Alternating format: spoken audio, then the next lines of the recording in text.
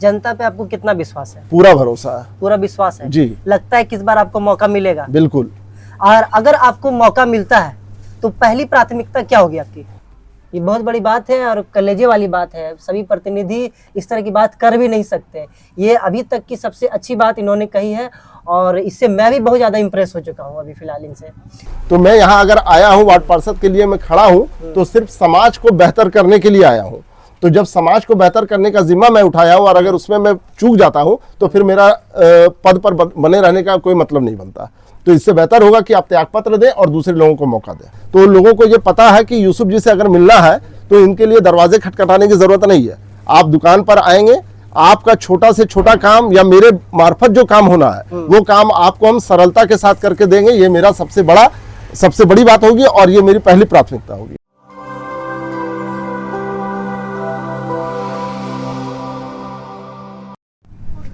मधुपुर नगर निकाय चुनाव को लेकर सियासी सरगर्मियां तेज हो चुकी हैं और जनता जानना चाहती है कि जो प्रत्याशी मैदान पर हैं उसके पास विकास के लिए क्या विजन है, विकास का क्या मुद्दा है। और इन्हीं कुछ सवालों के साथ हम आ पहुंचे हैं वार्ड नंबर 22 के प्रत्याशी यूसुफ शेख जी के पास। इनसे हम जानेंगे, इनसे जनता का सवाल सीधा किया जाएगा और हर एक जवाब जनता तक डायरेक्ट पहुंचाया जाएगा बिना किसी मिलावट के। तो सबसे पहले यूसुफ जी आपको नमस्कार, जोहार, सलाम वालेकुम, आबाद जो भी कह सके। और आप हमारी जनता स्पॉट चैनल के माध्यम से अपना जो विज़न है और अपना जो इंट्रोडक्शन है वार्ड नंबर 22 की जनता को ब्रीफ में इंट्रोडक्शन दीजिए। जी नमस्कार, मेरा नाम मोहम्मद यूसुफ है। मैं वार्ड नंबर 22 में रहता भी हूँ और यहाँ से प्रत्याशी भी हूँ जी। और यहाँ की वार्ड नंबर 22 की लगभग सभी जनता मुझे अच्छी तरह जानती है। और जनता स्पोर्ट के तरफ से आप आए हुए हैं अनिकेत जी और कैमरामैन गौतम जी के साथ बहुत बहुत आभार व्यक्त करता हूं कि आप लोग आए और यहाँ पर एक छोटा सा पॉडकास्ट किए ताकि मेरी बात जो है जो मैं अपनी जनता के लिए अपने वार्ड में करना चाहता हूं उसके बारे में आप हमसे सवाल पूछ सके और मैं उसके बारे में आपको तफसील से बता सकूं। चलिए बहुत बहुत। तो अभी यूसुफ जी को आपने देखा, ये वार्ड नंबर 22 के प्रत्याशी हैं और वार्ड नंबर 22 के विकास के लिए अपने आप को प्रखर निखारने का प्रयास कर रहे हैं और हम जनता से आशा करेंगे, उम्मीद करेंगे कि इनको अपने विज़न में तरक्की मिले। तो सबसे पहले यूसुफ जी मुझे ये बताइए कि आप चुनाव लड़ने का जो डिसीजन लिए वो किस बेसिस पे लिए, क्यों लिए, क्या मन हुआ कि आपको चुनाव लड़ने का हुआ? देखिए, चुनाव लड़ने का मामला आज से नहीं चल रहा था जी। इससे पहले जब 8 साल पहले जब चुनाव में हम खड़े हुए थे, प्रत्याशी के रूप में मेरी वाइफ खड़ी थी और खड़ा करने में कहीं ना कहीं हमारे वार्ड के जो सदस्यगण थे या हमारे वार्ड के रहने वाले लोग थे उनके द्वारा कहने पर ही हम लोग खड़े हुए थे कि देखिए विकास का काम हमारे वार्ड में बहुत कम होता है। होता तो है, नहीं होता ऐसा बात नहीं है, एकदम पूरी तरह से सुने नहीं है, होता है, लेकिन जिस गति से होना चाहिए उस गति से हो नहीं पाता है।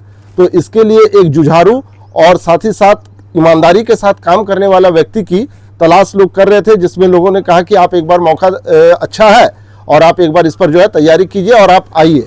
तो पिछले बार भी हम खड़े थे और कुछ वोटों के अंतर से हम हारे थे। तो उस हारने के गम का मुझे कोई भी अफसोस नहीं है। हारने के बावजूद मैंने लोगों का बहुत सारा काम किया है जो मैं आपको आगे बताऊंगा।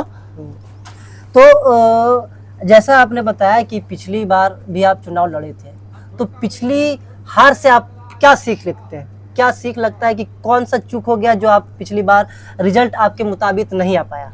देखिए, चूक तो नहीं कहेंगे, जनता जहाँ जनता जनार्दन होती है जी। वो जिसको लगे कि ये बेहतर है और अच्छा काम कर सकता है उसको वो चुनती है। तो पिछली बार हम नए थे और उतना परिपूर्ण थे नहीं कि हम काम को बेहतर तरीके से और अच्छा कर सके, लेकिन जहां तक प्रयास हम किए थे कि लोगों को हम अपने तरफ लाने का, उसमें हम कहीं ना कहीं कुछ कमी रही होगी, लेकिन उसके लिए कोई गम नहीं है।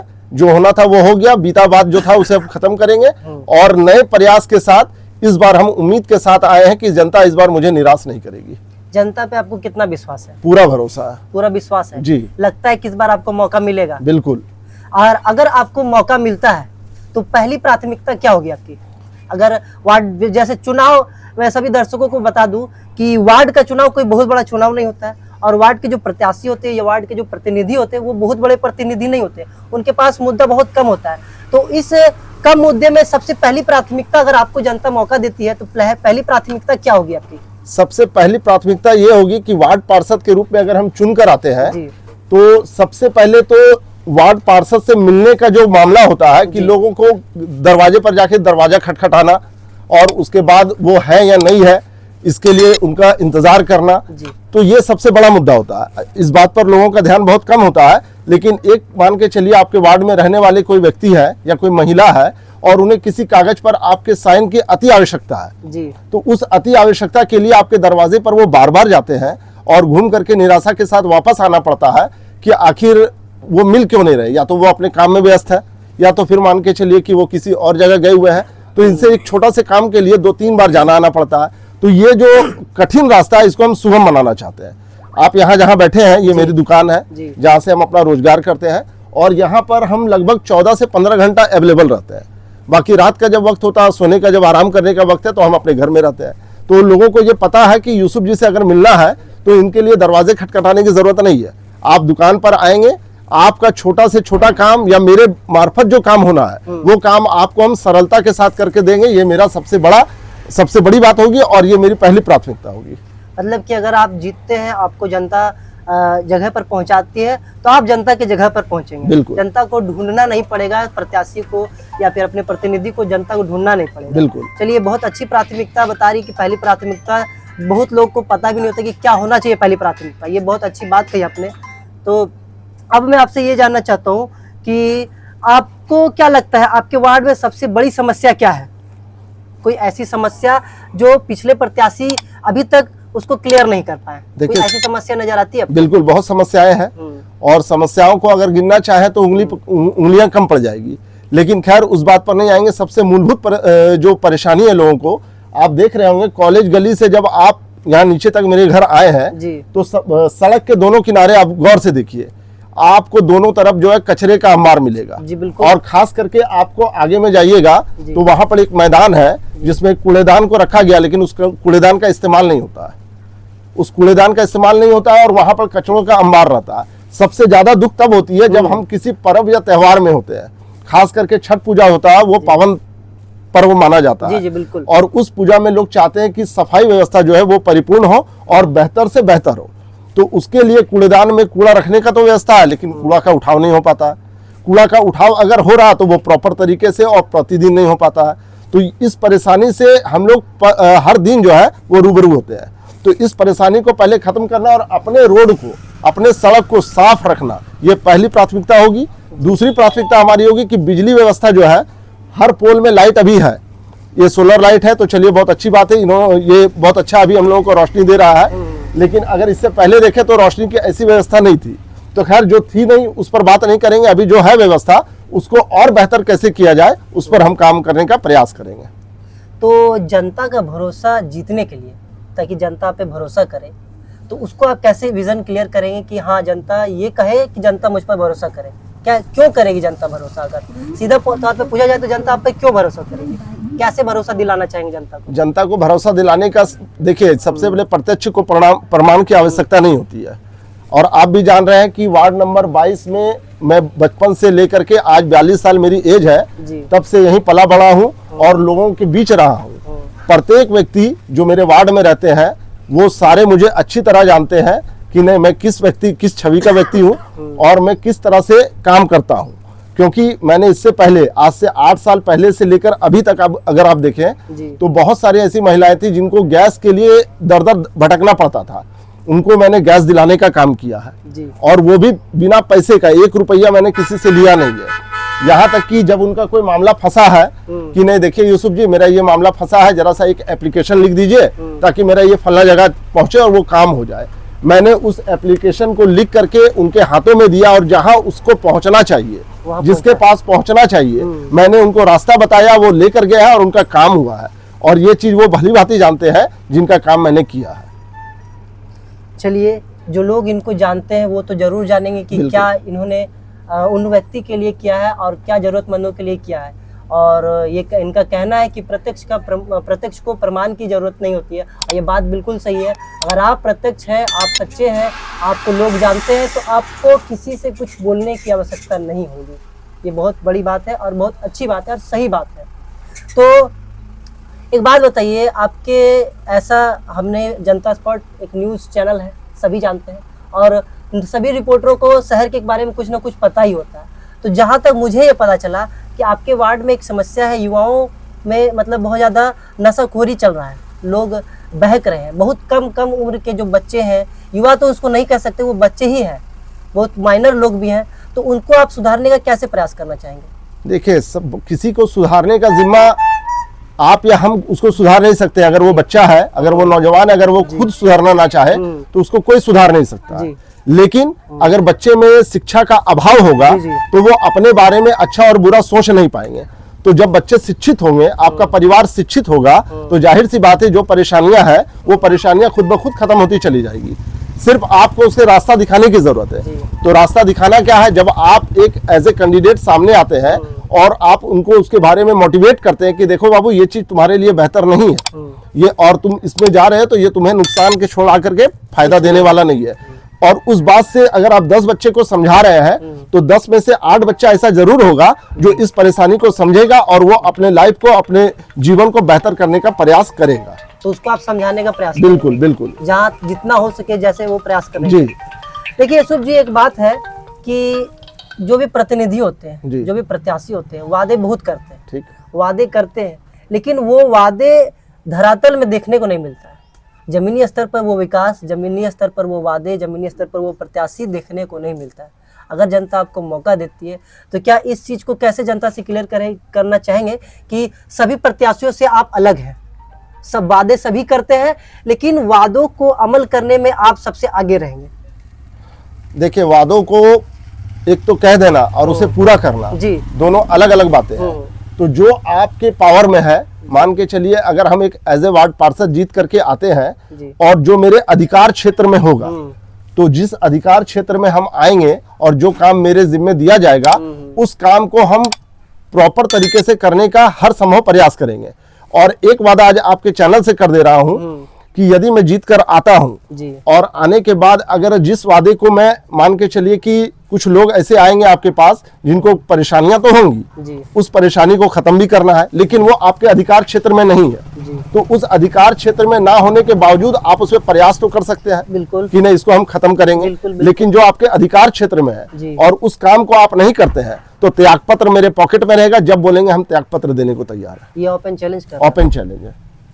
तो देखिए, ये एक बहुत बड़ी बात है, एक दिलेरी वाली बात है कि ये इनका मानना है यूसुफ जी का कि अगर ये वादा करते हैं और इनके सक्षम में जो काम होता है, जो इनके साक्ष में होगा, जो इनके सक्षम में होगा कि हाँ ये काम मेरे अंडर में है कि ये मैं कर सकता हूँ, और वैसे कामों में अगर ये चूकते हैं या वैसा काम या वैसा वादा पूरा नहीं कर पाते हैं तो त्यागपत्र हमेशा अपने जेब में लेकर घूमेंगे। ये एक तरह से इनका ओपन चैलेंज है, ये एक तरह से इनका एक वादा है ना? बिल्कुल। और इस वादे को लोग कहाँ तक ले? बिल्कुल, इस वादे को वो भरोसा कर सकते हैं, क्योंकि देखिए सबसे पहले तो मैं यहाँ कमाने नहीं आया हूँ। जी बिल्कुल। कमाने इसलिए नहीं आया हूँ क्योंकि कमाने के लिए मेरी दुकान है और मैं जो अपना काम कर रहा हूँ इस काम को करने में हम परिपूर्ण हैं और इससे मेरा परिवार बहुत अच्छे से चल रहा है। तो मैं यहाँ अगर आया हूँ वार्ड पार्षद के लिए मैं खड़ा हूँ तो सिर्फ समाज को बेहतर करने के लिए आया हूँ। तो जब समाज को बेहतर करने का जिम्मा मैं उठाया हूँ और अगर उसमें मैं चूक जाता हूँ तो फिर मेरा पद पर बने रहने का कोई मतलब नहीं बनता। तो इससे बेहतर होगा कि आप त्यागपत्र दें और दूसरे लोगों को मौका दें। ये बहुत बड़ी बात है और कलेजे वाली बात है। सभी प्रतिनिधि इस तरह की बात कर भी नहीं सकते। ये अभी तक की सबसे अच्छी बात इन्होंने कही है और इससे मैं भी बहुत ज़्यादा इम्प्रेस हो चुका हूँ अभी फ़िलहाल इनसे।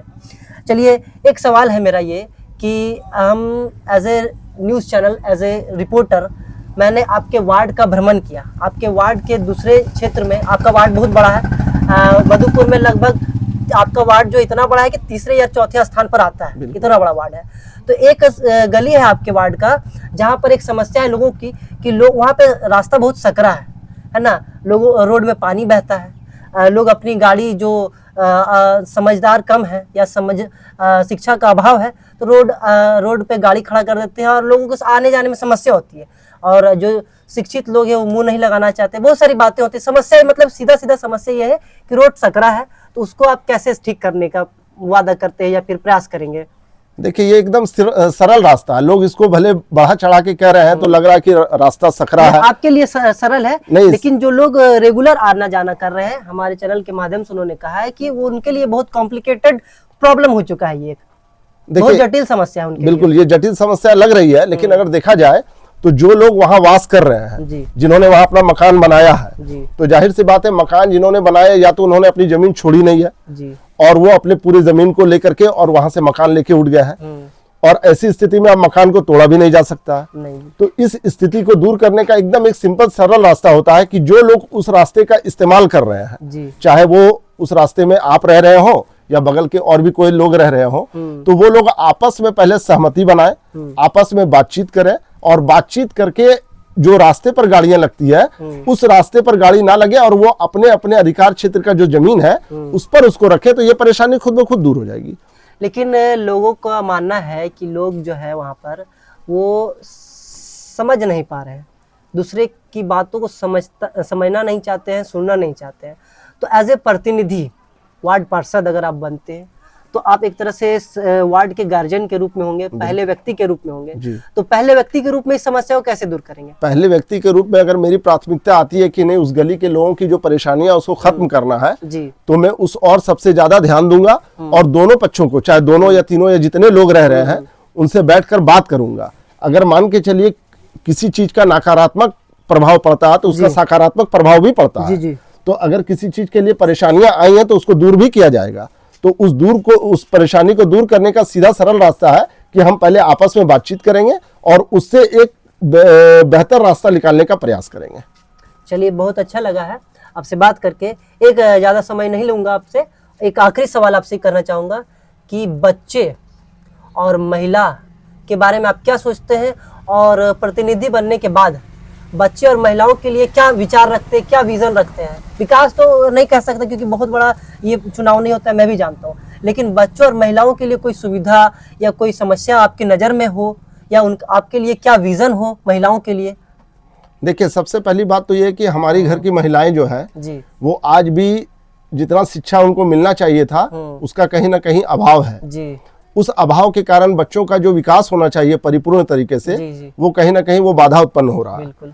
तो इन दोनों को अगर हम चाहते हैं कि बेहतर हो, तो उसके लिए सबसे पहले महिलाओं को जागरूक होना होगा जी। और उनको जागरूक करने के लिए चाहे जैसे भी हो, चाहे वो मेरे द्वारा हो या फिर किसी संस्था के द्वारा जुड़कर उनको जागरूक करने का प्रयास हो, वो हम करेंगे। खास करके हमारे जो बच्चे हैं, हमारे मोहल्ले के बच्चे, हमारे छोटे भाई कहिए या जो भी कहिए आप, वो एक कोई ना कोई एक रिश्ता उनके साथ है, तो उस रिश्ते के साथ हम चाहेंगे ये मेरे बच्चे हैं तो इन बच्चों का बेहतर विकास हो और उनको शिक्षा भी बेहतर हो। तो उसके लिए हमारे मोहल्ले में आंगनबाड़ी है, स्कूल है, उसमें बच्चों को भेजने के अलावा और बेहतर शिक्षा उसको कैसे मिले, इस पर प्रयास करेंगे। एक और आपने ध्यान नहीं दिया होगा, हमारा एक वार्ड विकास केंद्र है जी, जो बहुत दिनों से बंद पड़ा है। हाँ, ध्यान दिया है, और इसके पीछे हम लोग जनता स्पॉट एक बार न्यूज भी चला चुके हैं जी। तो उस और किसी भी प्रत्याशी का ध्यान नहीं है। हमारे मोहल्ले में कितने प्रत्याशी उठे आपको पता ही होगा जी, 7 प्रत्याशी अभी है। 7 प्रत्याशी है और 7 प्रत्याशी जीतने का दावा कर रहे हैं। लेकिन हम आपके चैनल के माध्यम से ये पूछना चाहेंगे, खास करके जनता से कहेंगे कि आप 7 प्रत्याशी जो हमारे बीच में हैं या आपके बीच में हैं, उन 7 प्रत्याशियों से सिर्फ 2-3 सवाल पूछिएगा कि आप अपने वार्ड में हैं तो आप अपने वार्ड में कब से हैं, वहां की जनसंख्या कितनी है, महिलाएं कितने हैं, पुरुष कितने हैं, हमारा वार्ड का अधिकार, हम लोगों का वार्ड जो है वो कितना बड़ा है और हमारे वार्ड के लोग कहाँ कहाँ रहते हैं। ये जब सवाल आप उनसे पूछेंगे, ठीक है, तो इससे फायदा ये होगा कि आपको एक सही और समझिए कि शिक्षित जो आपका प्रत्याशी है वो आपके सामने निकल करके आएगा। अब आप उसमें देखिए सिलेक्शन करके कि कौन बेहतर तरीके से काम कर सकता है। बिल्कुल, आप उसको चुनिए। बिल्कुल। और हम चाहेंगे कि आपने सबको मौका दिया है जी। इस बार कॉलेज गली की बारी है तो एक बार कॉलेज गली के लोग को भी भरोसा करके देखिए कि इस बार की कॉलेज गली से अगर हम उठे हैं तो हम मेहनत करने के लिए उठे हैं और आपके लिए दिन रात एक कर देंगे, लेकिन मेहनत में कोई कमी नहीं करेंगे। अच्छा यूसुफ जी, ये बताइए मुझे कि आपको अपने लोगों के ऊपर या आपके लोगों को आपके ऊपर कितना भरोसा, ये कॉम्बिनेशन जो कोलैबोरेशन होता है एक प्रत्याशी और एक जनता के बीच में, कितना अच्छा है, कितना मजबूत है, क्या लगता है आपको? बहुत अच्छा है। आपने सवाल इससे पहले भी पूछा था, मुझे लगता है शायद आपने स्टार्ट किया था पॉडकास्ट, उसमें पहला सवाल आपका यही था। अच्छा। तो खैर मेरा जवाब उस समय भी यही था और अभी भी मैं यही जवाब दूंगा कि चाहे वो आप मोहल्ला को इधर से देखें, दाएं से देखें, बाएं से देखें, ऊपर से देखें या नीचे से देखें, आप कहीं से भी देखते हैं तो पूरे मोहल्ला के वासी जो है वो मेरे हैं और मेरे अपने हैं। यानी किसी एक को परेशानी होती है तो समझिए मुझे परेशानी हो रही है। तो ऐसा नहीं होगा, पूरे मोहल्ले को लेकर चलने वाला हूँ। और यकीन माने किसी भी तरह की कोई परेशानी आती है, आप एक फोन कॉल में मैं फोन उठाऊंगा, ये मेरा वादा रहा आपसे। और अगर अपने काम में हम किसी तरह से पीछे हटते हैं या हम उसको प्रॉपर तरीके से नहीं कर सकते हैं, त्यागपत्र देने को तैयार रहूंगा हर समय हर वक्त। चलिए, बहुत अच्छी लगा आपसे बात करके, बहुत अच्छी बात कही आपने, बहुत बड़ी बात कही कि अगर इनसे कोई काम ना हो, अगर जनता को कोई डिमांड हो, ये पूरा नहीं कर पाएंगे तो त्याग पत्र जनता को हाथ में थमा देंगे। ये बहुत बड़ी बात है। इस पॉडकास्ट में बस इतना ही। यूसुफ जी का विजन आपने सुना, और जनता से मैं ये अपील करूंगा कि अगर आपके मन में कोई सवाल आता है, अगर आपके मन में किसी प्रत्याशी से बात करने की इच्छा जागती है, कोई सवाल लगता है कि ये जनता का सवाल है, ये जनता के प्रतिनिधि तक पहुंचना चाहिए, उनसे सवाल किया जाना चाहिए, तो आप जनता स्पॉट के कमेंट बॉक्स में अपने सवालों को जरूर दागें। जनता स्पॉट बिना किसी मिलावट के आपके हर सवालों के जवाब आपके तक पहुंचाएगी। कैमरामैन गौतम कुमार के साथ मैं निकित यादव, और आप देख रहे हैं जनता स्पॉट। धन्यवाद।